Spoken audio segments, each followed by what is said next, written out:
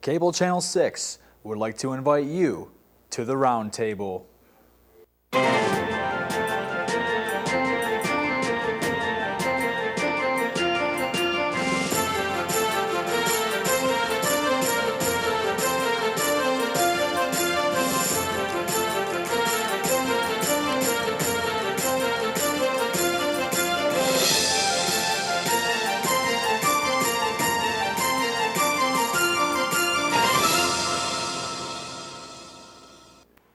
Well, welcome to another edition of the Roundtable. My name is Paul Dingeman. I host these programs which appear in Marine City and St. Clair, and now also on Channel 12 and Channel 916 from Selfridge Air Force Base all the way over to Romeo and all of St. Clair County on Channel 12 and Channel 916 throughout the week. Or, of course, you can catch any of our programming at watchctv.org 24 hours a day, 7 days a week. We welcome you to this program. This was a very important roundtable that we have here for you today. For months, for years, people have been talking about let's do something in St. Clair County, let's get something going, let's create some jobs, let's create some atmosphere that's going to be better for the community. I think it's going to happen. And we've got a roundtable that is extended a little bit today, put a leaf in, so we could present quite a board. Let's begin with the chairman of the board of the County of St. Clair, Mr. Jeff Bohm. Welcome back, sir. Nice to see you. Thanks for having us. Mr. Bill Kaufman, the administrator, and then two roses at the other end of the table. Yeah. Connie Harrison, who is the president of Baker College of Port Huron, and the very important tourist and convention person, Marci Fogal, executive or president of the Blue Water Convention and Tourist Bureau, Visitors Bureau. Nice to see you. Welcome. Thank you. Jeff, the press is about to break and is breaking on a pretty well guarded secret, which is that there's some new exciting development coming. Why don't you give us an overview of bring us up to date, what's been happening? Well, one of the things that we've been working on and was identified early on, if you remember, they did the Comprehensive Economic Development Plan, which actually came out of the Blue Water Bridge component. MDOT funded that to help us with the redevelopment of the area. And one of the initiatives that came out of this, and there was roughly 150 to 200 people involved on multiple meetings and identified a lot of different areas of need for the area. And one of the things, if you go to page 19 on here, was the need for a local convention facility. That was very apparent, and that was one of the things that scored out very high on the list. So we took that and we actually went out and engaged a company to help with a study. I know everybody hates spending money on studies, but we went out and found CSL, which is Convention Sports and Leisure. They're one of the top experts in the area. And the original focus had to focus around turning McMorran Arena into a conventional facility. You know, and it was really the focus of that, because I think in our minds it was the right area to try to do it. Okay, so what happened through the study, we went out and it's very inclusive, talks a lot of information about the McMorran Arena and the pros and cons. But one thing that was very clear and very apparent, if you go in there, it talked about the need for a hotel attached to it. And basically it said if you don't have a hotel with 125 rooms minimum that is either attached to the facility or directly adjacent, then you need to look elsewhere. And it was a real eye-opener because it told us that the realisticness of somebody putting a 125 plus hotel facility located in downtown Port Huron, probably not going to happen. Right. Okay. So we kind of got off that and we moved on a little bit, but at the same time, we had an individual that came to the area that was associated with the Thomas Edison, and John Wheeler is his name. He's from Grand Rapids, started Rockford Construction, very large construction company, still involved in a lot of projects over there. John Wheeler used to sit on the board at one time of the current owner at the Thomas Edison Inn. So the Thomas Edison Inn owner reached out to John and said, come on in and can you help me out with the hotel? Now at this time the two parties weren't talking yet, And when John came to town, Jerry Kramer, one of the local realtors, actually brought everybody together because he knew about the study on the McMorran.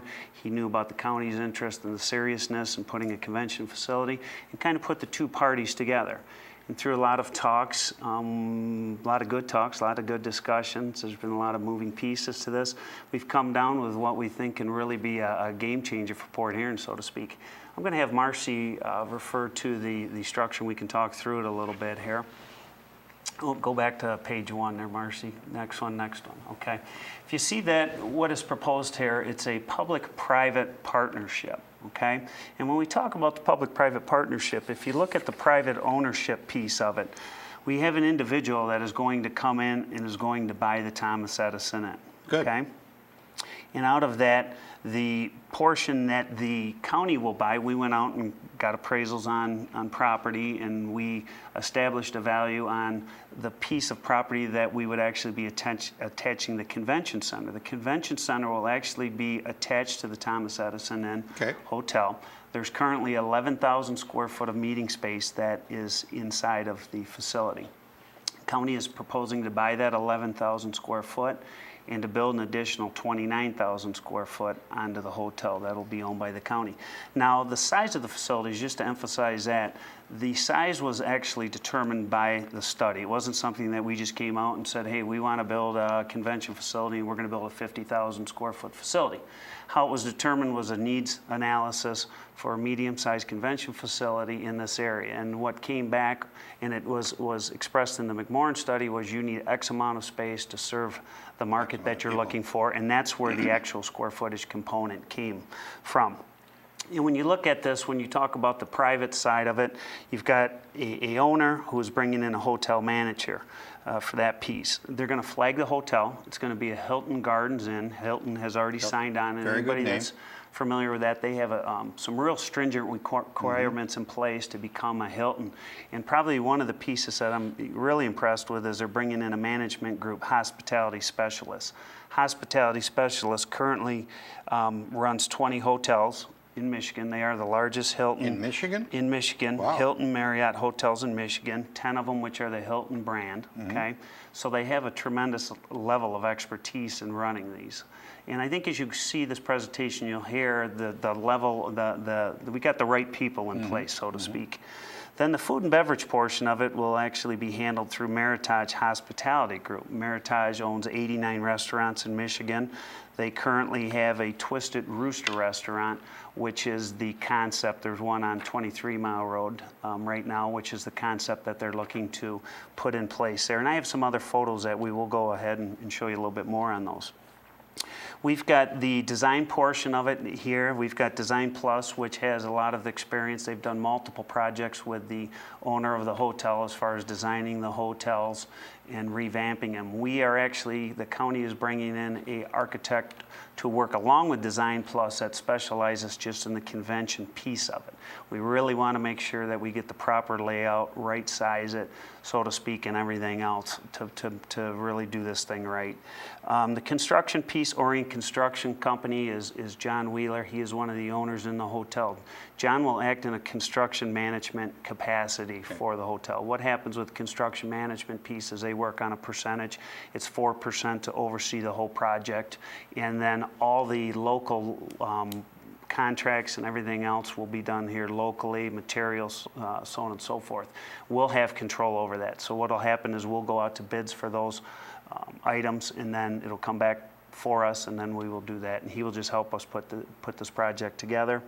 The marketing component, which is on the public ownership side, which we've got Marci here today from the Convention and Visitors Bureau to talk about that.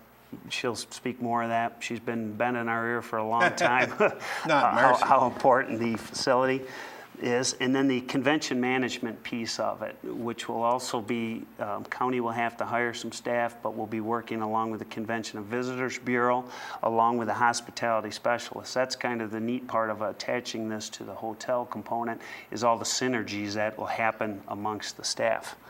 So if you want to, we can get off that. We can actually click up a couple. If you want to move, couple, Bob. go up. We're getting there. Can you click up on that? There we go. One Keep more. going. There we go. Okay, that's a proposed layout of the facility, and if you look, you see the blue space, which is the existing hotel, which is 149 rooms, which is actually going through a total remodel. There's a $7 million. New people will do that? New people will do that. They will actually buy the hotel and they will remodel the hotel. They're spending, it's roughly $7 million on the hotel piece of it. And then you see in the orange area, that's the Twisted Rooster restaurant piece of it. Had an opportunity, I told you just yesterday, I had an opportunity last weekend to go down to the one on 23, which is just adjacent to the Walmart complex down there. And it was marvelous. It'll be a wonderful addition to our community. Yeah, and really 89 restaurants throughout Michigan, tremendous amount of experience in that. Then you'll see the yellow piece of it. The yellow piece of it is the St. Clair County Convention piece of it, which includes the 11,000 square foot. That is the breakout rooms or the large meeting rooms. Currently in Thomas Edison and the breakout rooms, we'll be buying that. Then we'll be expanding on that with the 29,000 square foot. That's currently a parking lot, isn't it? Currently a parking lot, correct. Okay. And they're going to do some additional parking in front of the restaurant. There's one other piece up in the left-hand corner, which is one of the more exciting pieces. We're going to talk about that in a minute, very in depth, because we've got Connie Harrison from Baker College that can explain that. You want to click onto the next? We'll come back to that. That's the Hilton Garden Inn. That's just a rendering. Hiltons have high standards, as you all know, to actually even be considered a Hilton property. I think that is their corporate style, isn't it? You know, they came through, sat in some meetings with them. You have to, the big thing with the Hiltons that really sticks out in my mind, every 5 to 7 years you have to renovate. They actually have you put money aside for renovations. I mean, they are really, really tough on their standards. That looks good. If you flick through the next one, that's the restaurant piece. That's going to be the Twisted Rooster restaurant, which they're going to be redoing the whole restaurant. That's going to get a total makeover. One of their highlights on the menu and in the way the servers worked the other day was everything is Michigan. They try and buy as much Michigan product, Michigan vegetables, Michigan meat, Michigan chickens, and so on and so forth. And they are just go blue, I guess, or go green, but they are into it. If you go into the restaurants, that's one of the first things you'll see when you actually go in there. If you want to click to the next slide there. That's just kind of a layout. Now that's a schematic. That's not done. That's not totally in stone yet. We're still going through the pieces. The idea there too is the Convention and Visitors Bureau will actually be housed inside of the facility to help with the marketing, because a lot of you are familiar with the Convention and Visitors Bureau, The orange is where the existing Thomas Edison dining room is. Correct. South of that is the existing 3 conference rooms that many of us have been in over the years. Which are the large 11,000 square foot. Right, that's 11,000. Yeah. So then you're going to go to what should be the north or to the left side of the slide, and that's going to be the new addition, which is in the empty parking lot now. Correct. Okay. Correct.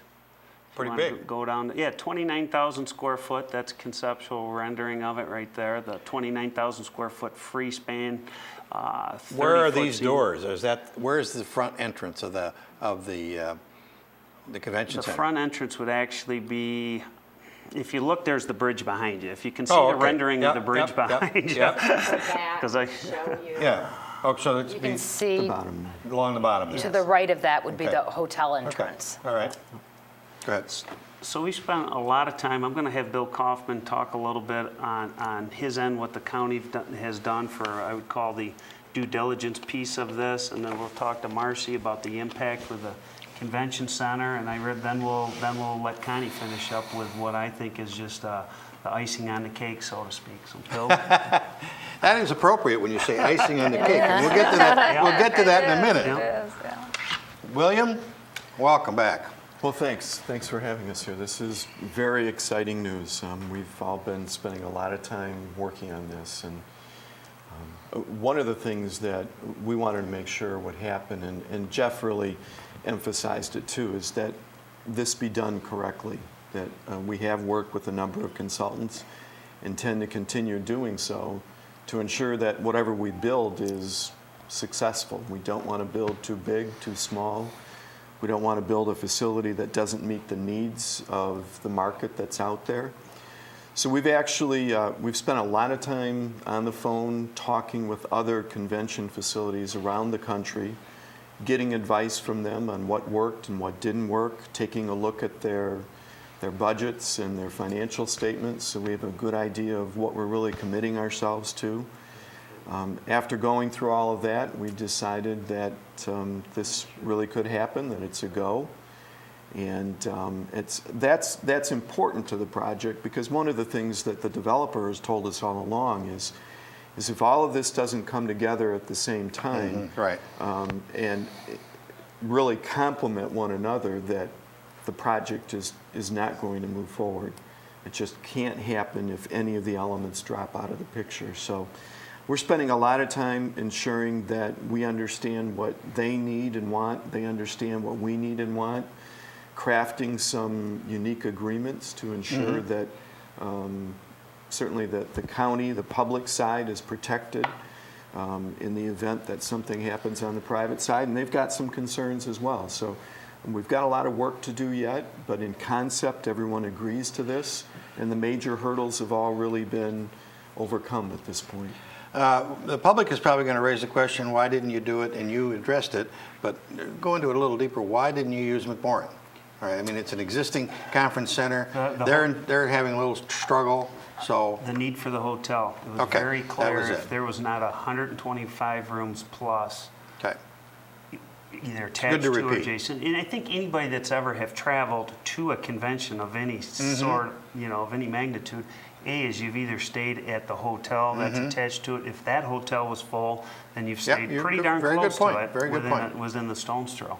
And one other thing I want to talk just back a little bit with Bill, the fellow that we've engaged from CSL, Convention Sports and Leisure. It's interesting talking to him on the phone, because like he said, 60% of the time he is engaged on the front end of a project. The other 40% of his time is on the back end when they screwed it up. And we've been very sensitive about, wanting to do this right. So I feel really confident with the level of people that we have brought in to help move this project forward. We're talking, it's a $9 million project on the county. Wow. I know that's the question, is how much money is being spent. But that is a whole lot less money, and the efficiencies and economies of scale of working with the Convention and Visitors Bureau, being in-housed in there, working with it attached to the hotel, the hospitality specialists. That's really, all the synergies here is what's really going to make it happen. I'm going to let Marci talk a little bit about. Then we'll get back to the 9 some of million. her But numbers. Yeah. Marci, it's got to be exciting for you. The story about you in the last year or so was that the Miss Michigan pageant left. You diligently went after it and returned it to Port Huron. We salute you for that. So this will just be another addition for you, won't it? This is so exciting for us to have the opportunity to have venues such as this. Now you got something to sell. We do, and in the past we've really been limited to that. If we were using the Thomas Edison, you're looking at a 250-person conference to give them their conference, their breakout rooms, to feed them. This project will allow us to invite a 500 to 800 person conference. Wonderful. And have multiple conferences going on at the same time. Wonderful. And when you look at a conference, an overnight conference, each attendee, it's approximately $336. $336. Yeah, per night, Wow. per attendee. So if you're bringing in a 500-person conference, you're looking at about $168,000 of an economic impact that leaves in your region. So when you're doing 1 and 2 of those conferences at one time, it's just a huge benefit for the region. So it's exciting. We've been members of MASE, Michigan Meeting Planners, Religious Conference Management for the last couple of years. And a lot of people say, why?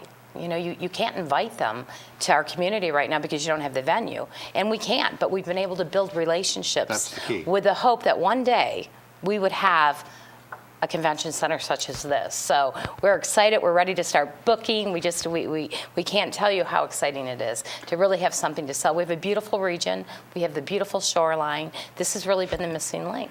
That piece of property, from the time that it was the Peerless Cement Company, and there was big controversies about it back on all those years, to tear it down and how you're going to tear it down and what are you going to do with it, and all the votes. It always pointed towards a direction that you're now coming to.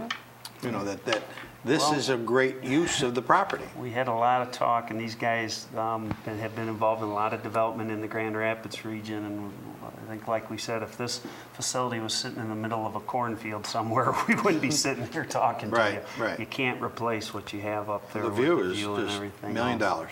$1 million. I'm gonna, like I said, go into the icing of the cake, so to speak. We can talk.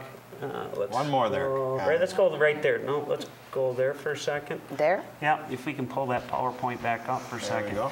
If you look to the very left-hand portion of the screen, you'll see a building, a yellow building, and you'll see two yellow buildings behind that. That is currently a big green hill. That's currently nothing. Right. And we're going to be putting something there. If you want to kick to the next piece. Oh, This is that's where amazing. Connie Harrison's Isn't that going to beautiful? take Yeah. over and talk. That is a 2-story, 20,000 square foot building, right, Yes, Connie? yes, it Talk is. to me about it. Okay, well, let me just backtrack a little bit, tell you a little bit about Baker and how we got to this point. Baker College is a private nonprofit career college. We have 9 campuses, and we have an online school and a graduate school. So we confer degrees in associate, bachelor, master, and doctoral degrees. Now, each campus goes through a strategic planning session, and a few years ago, our campus, the Port Huron campus, did that.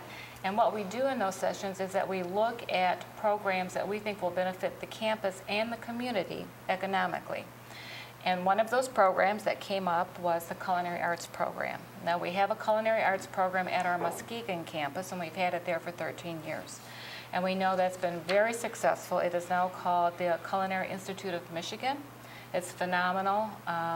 If anybody wants to take a look at it, you can go to I our did. website. It's a very, very impressive website and a very impressive school. It is. It's just amazing. The lineup of professors and teachers and deans Yeah. was great. And then they have an annual event which is called Chocolate and Yep, it's Chuck- awesome. and I And want to be it's in line for that. Yeah, well, it's charity, and the proceeds go Yeah. to a local charity there. But what's neat about it is that we share the same curriculum. Oh, So the curriculum great. that's there will be the curriculum that we have in Port Huron. Will some of those professors come over here? Actually, Rob White, the dean, Chef Rob White, is the dean there, and he's going to help me with the startup process and Wonderful. tweaking some of the designs. So, yes, we have that kind of synergy between the campuses, and that's what's so neat about Baker is that we can rely on other campuses and the successes and their processes to go Is forward. Baker only in Michigan? Yes, the campuses are in Michigan, but our online school, we farm out throughout the nation, and we have actually deal with a lot of military. Oh, really? Yep, overseas, and at some of our. Let's talk about this building, and Bob will Okay. throw the building back up again. It looks like a very attractive building. It's going to be in the corner, the whatever direction that is, the opposite end of from the Thomas Edison Inn. Right. And it looks like a 2-story building. Will there be classrooms in there and Yes, kitchens? and actually how this, because we didn't know, the next question was where are we going to put the building? And I had the opportunity to meet John Wheeler back in the summer, and we talked about the possibilities of Baker moving alongside of this project to be an educational piece and to impact the economic development. So we came up with this, John and his design team came up with this building, and it will house classrooms, it will house teaching kitchens, Wonderful. faculty offices. We would like to have a coffee shop in there. It will have a multipurpose room, conference rooms, and it will also have a 50-seat educational restaurant. And Oh. that's part of we call it the lab, actually, but it is part of the curriculum that the students, when they get to their second year, it's going to be a 4- to 5-star restaurant. So they will have the experiences of not only cooking, but also waiting and facilitating that kind of atmosphere. So it's very exciting. The restaurant will actually be so that the patrons will be able to look outside at the Take water. advantage of the Yep. water. And we also would like to have some outside seating, some outside dining. That's so great. It's just a win-win. The synergy between all of this is just amazing. Just amazing. Jeff, you referred to the fact that there was something behind the building. Yep. What is that? That actually. Bob, if you'll go back to that map, or Marci. Yeah. Got too many people directed Actually, there. what we plan to do is that as the program kicks off, now our Muskegon campus, remember that they've been there for 13 years, so they have about 500 to 800 students. Really? That's working wonderful. through that process. So keeping that in mind, that success in mind, as we kick off the program for the next year, we anticipate that we will be pulling students from out of state. So Wonderful. we will be actually going into Ohio and Indiana and Illinois How to about market Canada? them. Absolutely. I mean, how great is that to see, Baker College Culinary Arts Yeah. and Water in Canada? So Right, how, right. How awesome is that? Right. So we do anticipate housing, and that's what those two buildings are back So there. the two yellow buildings behind your classrooms and your kitchens will be, eventually will be dormitories. Right. And I talked about the synergy, and not only is it amazing, but the synergy of the hotel and the convention center is that our students will be able to participate in events at the hotel, at the convention center, because that's part of their internship. piece. Internships and work back and forth. Marvelous. So, yeah, it's just a win-win for everybody. Okay. Come on back, Bob.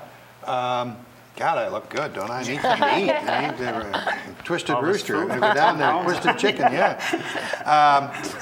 It's coming together. Have you got another point you want to bring up before I ask a No. question or two? Yep. How are you going to pay for it? What we are proposing to do is we are going to go bond. We are going to take a 30-year bond Okay. on the project, and there's different pieces of the puzzle that'll pay. The Convention and Visitors Bureau, for example, has committed 1% of their hotel tax. They receive 5% of the total hotel tax in St. Clair County, and 1% of that, which is roughly $125,000. There's some TIF monies available. There's some other different funding mechanisms that we're going to have more information to come on that, but we're very confident that we can get this to a break-even scenario, or even if it lost a little bit of money. Make it no mistake, these things aren't huge windfalls for the county. What they do is they are tremendous attraction to be able to bring other things to the area. And I think the county board, we're very conscientious of the economic development impacts of this. Just from the job creation, for example, we're talking almost 200 jobs are going to be created through this mechanism. That's huge for the area, bringing some fresh money to town, Right. so to speak. So we're not going to be doing anything that's going to put the county in harm's way, so to speak, but there's multiple commitments from multiple parties to help pay for this. And So let's back up to the bond issue. Are the people going to have to vote on that bond issue, or is there enough funny money like from Marci and other sources within the county to pay for the debt? The county can go out and bond for a Okay, project. without Exactly. Okay. We've bonded for other stuff in the past, so we are going to go out and take the bond on that, and that is going to be, like I said, that's how it's going to be financed, and then all of the other pieces. We've taken some very conservative estimates on this. I mean, one of the interesting things with the Meritage Group, they were the owners at one time, back Right. in 95, 96. So the estimates we're using on this are very conservative. We feel very good about it, and if it was disastrous, I don't want to use that as any terms, it's not going to put the county in any jeopardy, Good. but we really truly believe the impact in this to spur something. Hey, we've all lived here a long time. There hasn't been anything, I think, this positive or exciting in the last 10 or 15 years, to be quite honest. And the synergies, the possibilities to really showcase our area off, this is in my mind, is a home run. And I can tell you, and I'll leave you with this, I see probably every person that comes to St. Clair County. I go to a lot of meetings, so to speak, different people that float different ideas out. And if I haven't been to 50 of them, I've been to 100 of them. I can tell you this is the best project that has I come totally before agree. us, bar none, and Bill will probably Totally attest agree. to this, in everything that I've looked at. Totally So, agree. Yeah. Well, I salute you all. It's really been a wonderful thought pattern has gone into it, and an awful lot of time, an awful lot of thinking to pull all these people together. Yes, there'll probably be some negatives. There normally are negatives, but maybe you can walk yourself through those or talk you through those and let people understand it. Basically, it all gets back to communication, doesn't it? We're going to be, November 2nd, we're going to have a public hearing. We're going to open it up to the public. We've gotten as far along as we can. We've went from the 30,000-mile view to 2,000 down to the 500-foot view now. Now it's going out to the public to get some different input from the public on the project, and then the next piece of it will be to move forward. Because this is still, even if we do anything with this, we're going to be timeframes breaking ground April next year. It's a year. The hotel, they need to start renovations right now. They're going to do renovations floor by floor.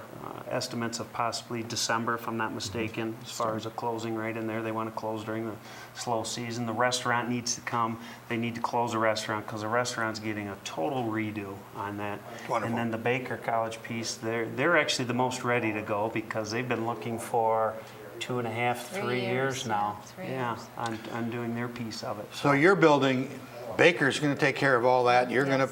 to build it. You're going to Yes.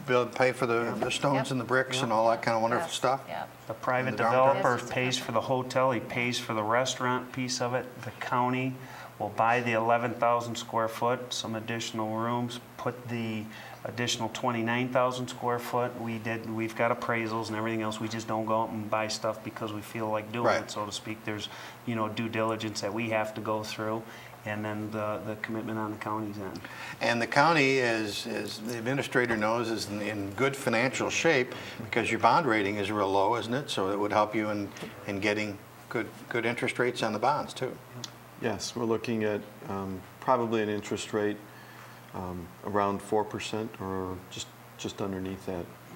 And a lot of it is due to the fact that we do have such a good bond rating and we are in good financial shape. So, Marci, let's end with which are you going to bring here? The Democratic National Convention or the Republican National Convention? Which are you going We'll to toss a coin on that tomorrow. Okay, We'll see where we're at with that. Any final thoughts from any of you? It's exciting. This whole presentation will be on our website, and we'll air it a lot. There's going to be a lot of communication in the Times Herald and the Voice and all the rest of the media around the area. But if people have questions, where should they go? Any one of you? Yeah, any one of us, depending on what piece. We are going to have public meetings. Like I said, we've had our first piece of it. There's a few little details, obviously, still to work out. This is at the point now where we have to come public with it. If you're going to ask me what color the carpeting is going to be in the convention, what the fixture, you're a little bit ahead of us on that. So, but continued.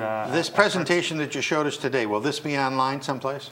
The PowerPoint? Well, the PowerPoint, actually, we're going to refer people to your CTV. Okay. Because everything that we have in this 9-point, now there's more stuff. We are going to be, this will be aired after our rollout at the Thomas Edison, and then on 4 o'clock on Thursday, the 27th. Like I said, we're going to have some additional meetings and follow on. And I really encourage people to go to the Baker website and Institute. look at the Culinary Institute of Michigan. It was very, very impressive. www.baker.edu, and then you click on the Culinary Institute of Michigan. Okay, very And good. Marci with her bluewater.org. Bluewater.org. Crazy amounts of hits, just been promoting the area, but it's been a huge It's a void. great This area's website, too. been- It is. It's Great great, and we're in the process of redoing that website. So, again, visit bluewater.org. You'll be very surprised. Okay. Thank you, ladies and gentlemen. That's about it for this edition of the Roundtable. Roundtable appears here in Marine City and St. Clair on Channel 6, Channel 902. Now also throughout northern Macomb from Selfridge Air Force Base over to Romeo, and all of St. Clair County on the Comcast system on Channel 12 and Channel 916, or of course 24 hours a day, 7 days a week at watchctv.org. Till next time, I'm Paul Dingeman, and thanks very much for tuning in.